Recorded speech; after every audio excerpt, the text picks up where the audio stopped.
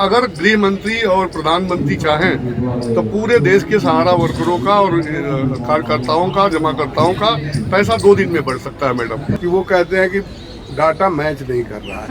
नमस्कार, आज हम आए हैं दिल्ली के जंतर मंतर पर। यहाँ पर सहारा को लेकर दूर दूर से लोगों ने यहाँ पर आकर प्रोटेस्ट कर रखा है। आइए लोगों से बात करते हैं कि यहाँ पर लोगों ने सहारा को लेकर प्रोटेस्ट क्यों कर रखा है और इनकी क्या मांगे हैं सरकार से।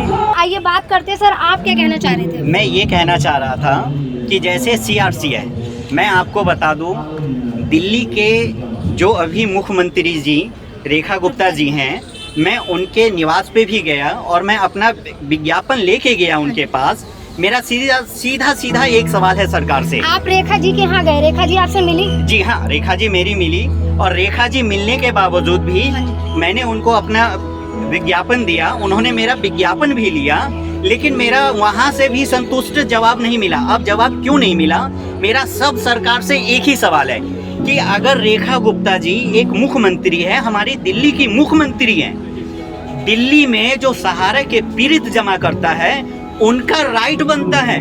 हम यूपी के जमाकर्ता की बात नहीं कर रहे हैं, हम बिहार की जमाकर्ता की बात नहीं कर रहे हैं। तो आपको वहाँ से कोई राइट नहीं मिला? वहाँ से हमें कोई संतुष्टि पूर्वक जवाब नहीं मिला। मेरा लेटर ले लिया गया और मैंने उनसे कहा कि मैम, ये दिल्ली के जमाकर्ता हैं, आप दिल्ली के जमाकर्ता के लिए तो आप सहकारिता मंत्रालय में जो अमित शाह जी इस केस को देख रहे हैं, आप उनसे बात कर सकते हैं। आप दिल्ली के जमाकर्ता को तो आप पेमेंट दिला सकते हैं, लेकिन मुझे जवाब ये मिला कि मेरे हाथ में नहीं है।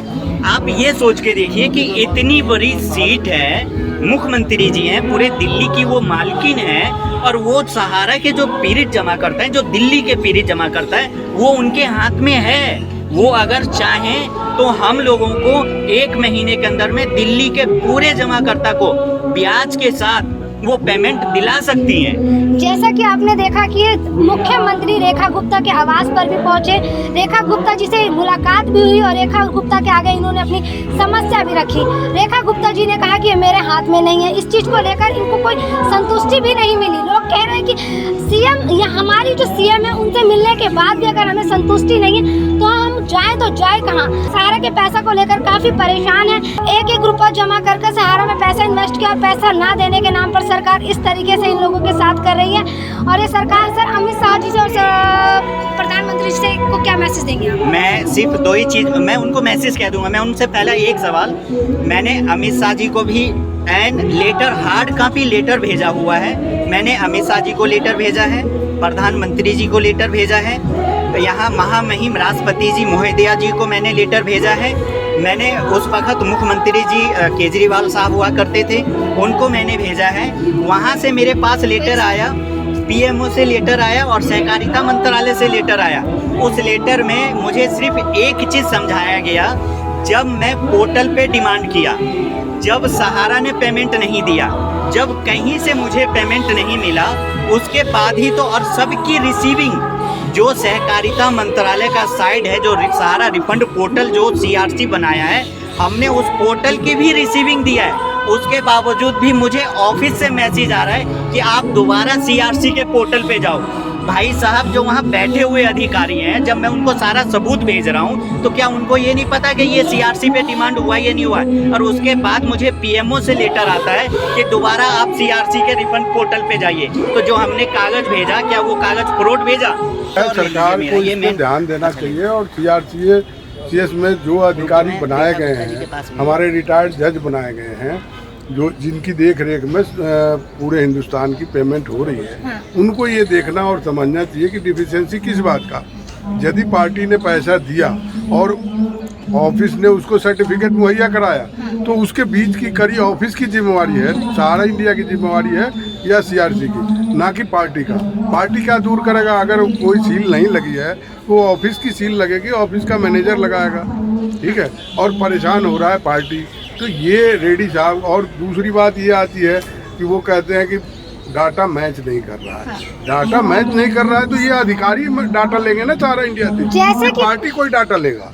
पार्टी कोई डाटा ले नहीं सकता है। जैसा कि आपने देखा कि पैसा देने के नाम पर सहारा कंपनी लोगों से कह रही है कि आपका डॉक्यूमेंट सेम नहीं है, डॉक्यूमेंट में प्रॉब्लम आ रही है।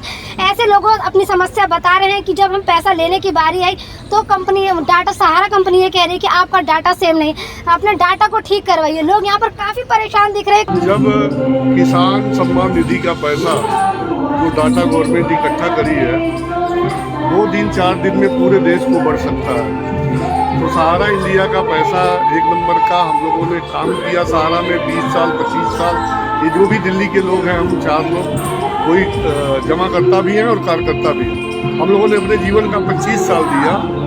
इसमें सहारा ने जो हमारे साथ बहुत बड़ी बदमाशी किया, हम लोगों को गुमराह करके इतना पैसा मार्केट से वसूलवा लिया और देने की बारी में सहारा पीछे हट गई, गवर्नमेंट को आगे कर दिया, पोर्टल लॉन्च हो गया, CRCS के द्वारा पैसा लो। ये सब केवल छलावा है मैडम, इससे पैसा कभी किसी को नहीं मिलेगा। मैं जिस दिन पोर्टल लॉन्च हुआ अपने साथियों को ये कहा कि पोर्टल पहले और कंपनियों का लॉन्च हुआ है, उससे पैसा किसी को मिला नहीं है।